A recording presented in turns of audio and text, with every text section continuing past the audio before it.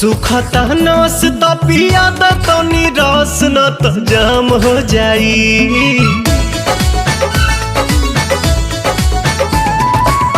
सुखता नस त पिया द तनी रस न त जाम हो जाई, न त जाम हो जाई। ए राजा चलो ना पिपरवा के तरवा ओही जे सारा काम हो जाई। ए राजा चलो ना पिपरवा के तरवा ओही जे सारा काम हो जाई। जानी बात टरकाव यही लागे ढरकाव रानिया जुरी में उठावा के पानी। बड़ा तेज बट धूप सब राजा रूप देख काहे में फंस जवानी। राजा चलो ना पिपरवा के तरवा ओही जे सारा काम हो जाई। ए राजा चलो ना पिपरवा के तरवा ओही जे सारा काम हो जाई।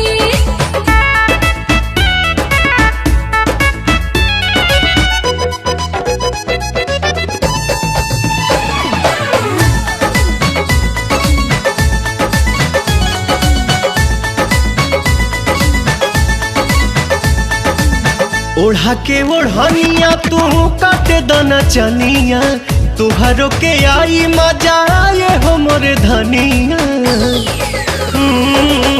ओढ़ा के ओढ़निया तू काटे दना चनिया, तुहरो के आई मजा आए हो मोरे धनिया। नशा में नतीजा कुल बिगाड़ देबो हो, सारा इज्जत के बेइज्जत में लसार देबो हो। कहीं इतना डेरालू तू त झूठे अगर आलू रानी कहतानी बात हम सही। इह खेल बानी हमनी अकेले देखे गहुआ के लोग का कही। राजा चलो ना पिपरवा के तरवा ओही जे सारा काम हो जाई। ए राजा चलो ना पिपरवा के तरवा ओही जे सारा काम काम काम हो जाई।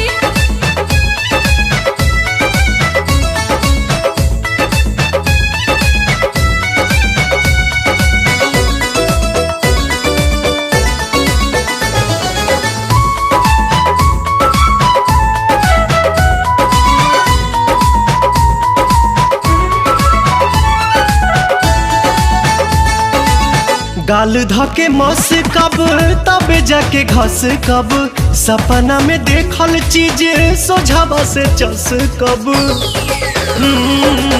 गाल धके मस कब तबे जाके घस कब, सपना में देखल चीज सोझावा से चस मोरे कब। सोना मोरे हीरा तू तो बड़ा पगलाइल, लागे मना मना बात कुली खोला मत फाइल। बाटे खड़ा दोपहर मन मारता लहर रानी मनवा के कैसे मनाही। छोड़ जाए दाई जान चल कइला ने मन अब कइला न जाता नहीं। राजा चलो ना पिपरवा के तरवा ओही जे सारा